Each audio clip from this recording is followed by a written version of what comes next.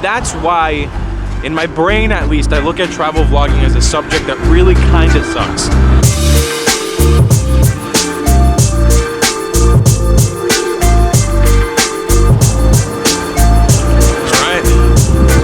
Walking and we're talking, ladies and gentlemen. Welcome back. Walk and talk. We are walking and we're talking. Today, we're gonna be talking in New York City. If you guys don't know, this is a series that I'm doing on YouTube where I just basically walk and talk to a camera around the city, try to push myself to my limits and not be afraid of vlogging in public. Before we start anything, I wanna make sure that you guys go follow me on Instagram because that's where my viewers have been sending me recommendations of topics to talk about with this walk and talk series. So go shoot me some episode ideas there. Before we do anything else, let's roll the intro.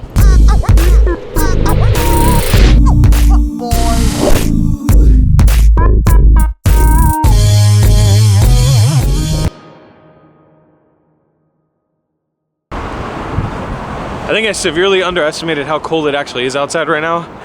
Whew, I'm cold. There we go, I'm back in the sun. That's good, that's better.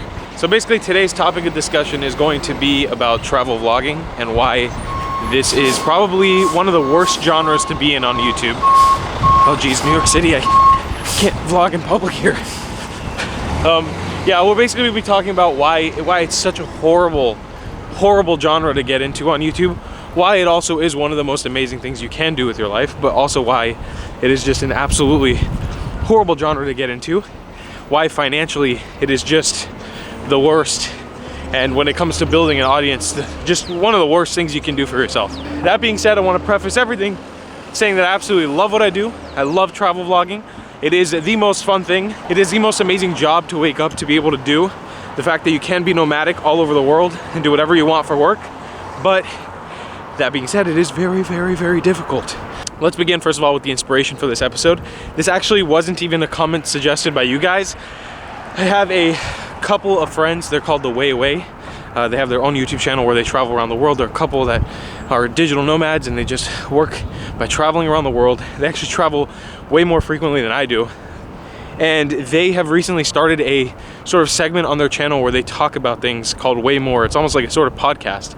And they recently brought up the subject of discussion of quitting YouTube and how specifically January and February as travel vloggers is extremely difficult, and to not push onto their points too much. Basically, I'll link to their video down below so you can go watch it and get some information as to why I'm making this video, to kind of almost be as a response or in addition to what they're saying. But in January and February, money that people spend on ads on YouTube drops severely. And so if you're not in a country per se that has a big viewership or that is affected by those ad rates, you're basically not gonna be making any money on YouTube. You know, all the ads go down. And that's for a lot of businesses, you know, that's not only on YouTube, but that's like retail, you know, if you're selling electronics or if you're selling food, spending January, February, even March goes down quite a bit for the whole, I guess, of the US economy and maybe the Western world's economy. Not to push too fine on a point on it, it is difficult, but that is the least of the issues. One of the biggest problems with creating a travel channel is that audiences that come to a travel channel tend to be more fickle. Not in all cases, and there's definitely 100% exceptions to this rule. Sorry, I just got completely distracted by this thing.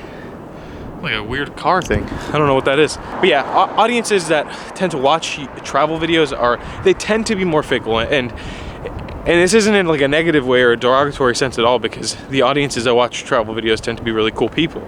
But because of the nature of it, a lot of times when you're a foreigner in somebody else's country, the way that you make videos that are watchable is by reacting to things that are in that country.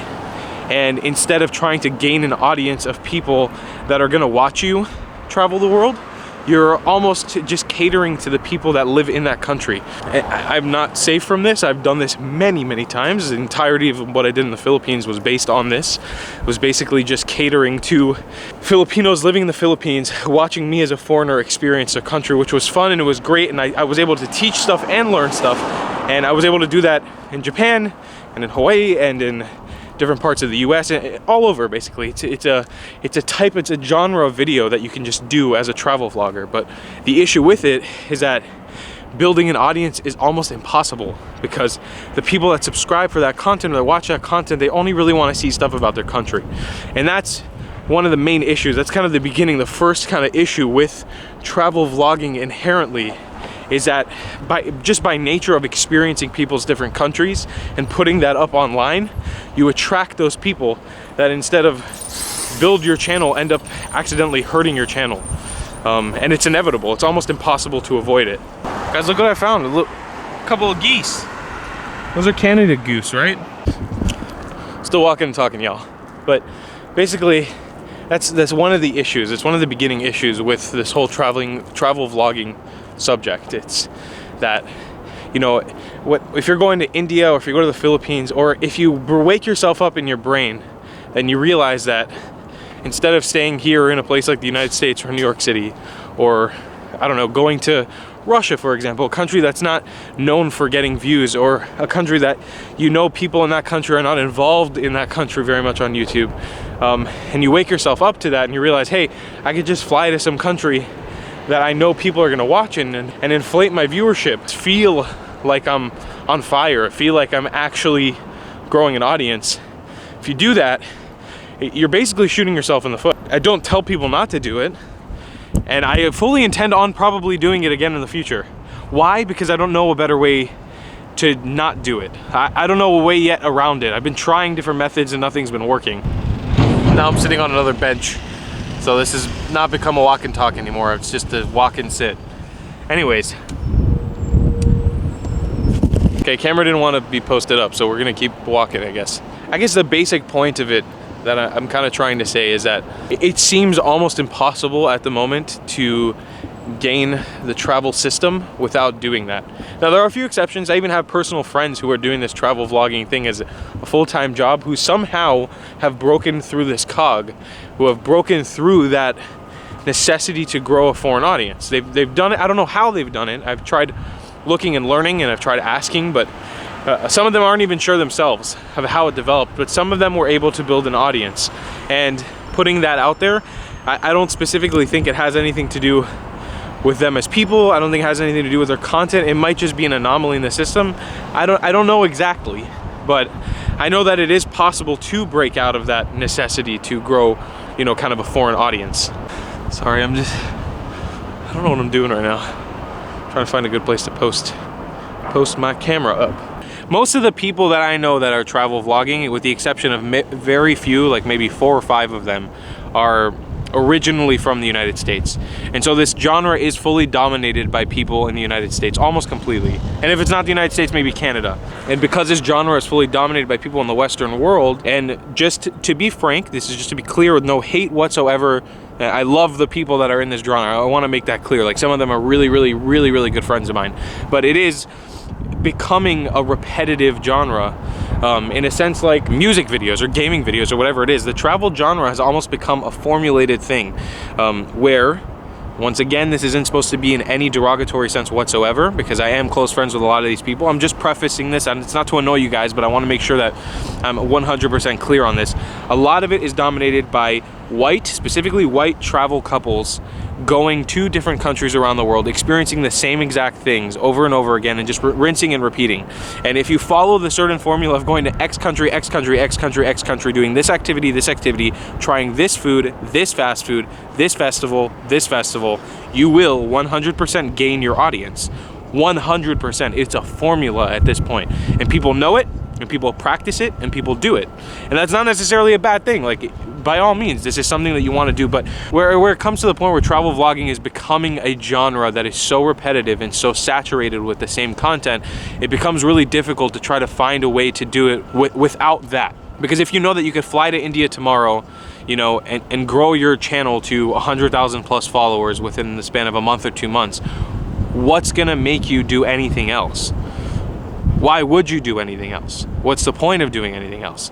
If you know to be competitive in this genre, to get brand deals, to do this, to do that, you know, all you have to do is to fly to a country where you as a Westerner can pay less money to live and exist, and just make all that content really quickly and do the same content that everybody else has been doing. Why would you go to Macedonia? Or why would you go make a really in-depth travel vlogging series in the Congo? Why would you do things that are different? There's no point. It's become so repetitive and the formula is so out there that it's so easy to just go and do that. And the proof is in the pudding. Like, I've been trying to do something different. I took a cold hard stop from the audience that I knew was watching me in the Philippines. I pretty much put a dead stop on them for my channel and said no more. I don't want any more Filipino subscribers for a little while, just so I can build myself an audience that I know will watch my other videos. And that's shot me in the foot. I've shot myself in the foot. You know, that's hurt me more than I can count. I've been struggling so hard to gain a voice on this channel and to gain a new audience and to gain an audience back that actually watches my content. So I understand fully why other people do it. And honestly, I don't even fault people for doing it. I promote people. I tell people when they ask me, it's like, how do you get into this? It's like, if you want to, there's a clear formula. I can tell you, go to this country and this country, make these specific videos on these topics, and boom, you will have yourself a YouTube channel with an audience. I want to once again, one more time say this. I am not clear of this. I have done this in the past, and I fully intend at the moment to continue doing this. I fully intend on continuing to chase the audience that doesn't want to watch me for me, but only wants to watch me for the location. Because I don't know another way to do it, because I don't know another way to make a living at the moment. Even though I know it's not fully sustainable, I know that it works for the moment, and it'll help me maybe until I find a different way to do it. So I want to make that 100% clear. So if anybody ever comes after me in the future and is like, hey, you're a hypocrite, I want to make sure I know I'm a hypocrite. I know that I'm doing a hypocritical thing, but I'm doing it because I don't know another way to do it. It's pretty much the only reason. If there was another way, sure as shit I would do it. I would 100% try to do it. It's what I've been trying to do. I just haven't been able to find a way. And so if you see me in 3 months after this insanely cold experience in New York, flying off to some tropical island in Southeast Asia and making videos about eating the best pad thai or something, don't come after me in the comments and be like, you're a hypocrite, because I know I'm being a hypocrite. I am already aware. It's just, once again, it's out of necessity is what it comes down to. And that's why, in my brain at least, I look at travel vlogging as a subject that really kind of sucks. Honestly, I don't wish I was doing anything different, because I love the freedom of being able to, like right now, just fly one way to Australia and just go live in Australia for a little while. Sorry, I just exited this park and I found a potato on the floor. It was really interesting to me. Why is there just a potato here? It's just, somebody just peeled a potato and just threw it into this park. So let's talk a little bit more about maybe some of the changes that could be made. Okay, I realize there's way too much construction noise down there. We're gonna keep walking this way. Maybe the fix for all of this is just to create videos that are more meaningful, that just mean more to the viewer who's watching, who will actually be able to connect with you. But I don't really know that that's a fix, because, you know, I understand that, like, if you need to make money, you gotta make money. And I've done this before. Like, my friends have done this before. It's like, if you gotta make your buck to continue traveling, nobody should stop you from making that buck. If it means that you gotta spend $2 eating the best dish, and then you'll make money off of that, like, do it. By all means, you have to do it. You owe it to yourself. Okay, it's my 4th time entering this park now. We're just gonna keep walking up this hill, I guess. Maybe the fix is this travel vlogging genre turning into something completely different.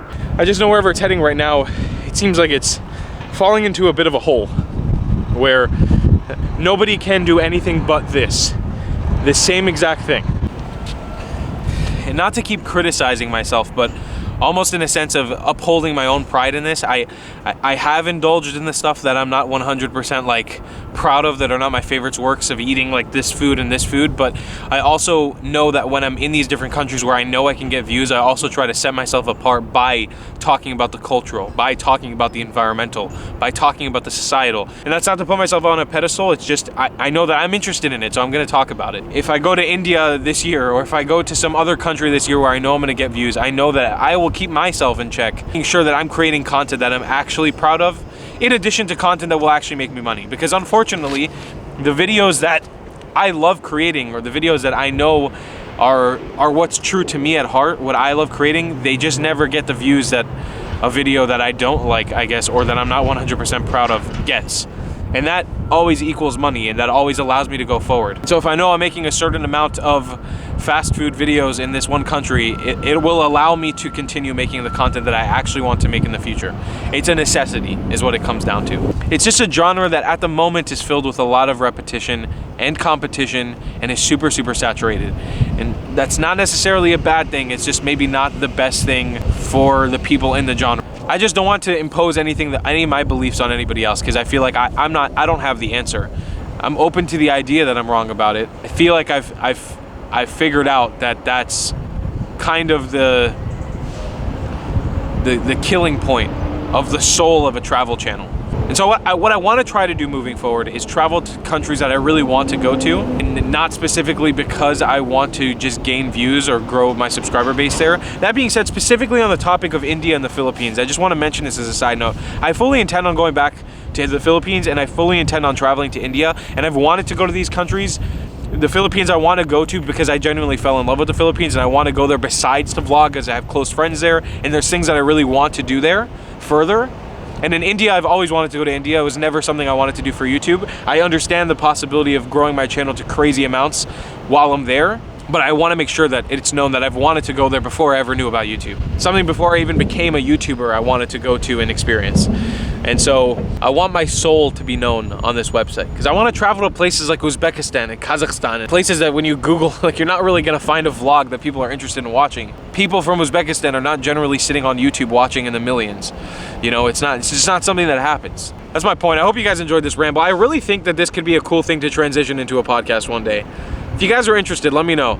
Because I had a podcast at one point, if you guys don't know that. It was called the Dodo Crossing Podcast, and I really just loved talking for a long time. I've developed a good skill of just being able to talk forever. And I think it could be so cool to make this into a podcast. I don't know how to, but I would be down to do it if it's something that you guys would want to see. I would be 100% down. I could talk for an hour a day. I could maybe even just do a walk and talk for an hour. It doesn't even need to be a video. So let me know. We can talk about it, and I'll walk about it. All right, that's the end of this walk and talk. Make sure that you subscribe to this YouTube channel if you like this video. It's a way for us to connect. And follow me on Instagram so you can shoot me suggestions for stuff to talk about in the next episode of Walk and Talk. And I'll see you guys in the next one. If you want to support this channel, buy yourself some merch. It's all over. You know where to get it. People love it. It's warm and fuzzy. We'll see you in the next one. I love you a long time. Bye, Clats.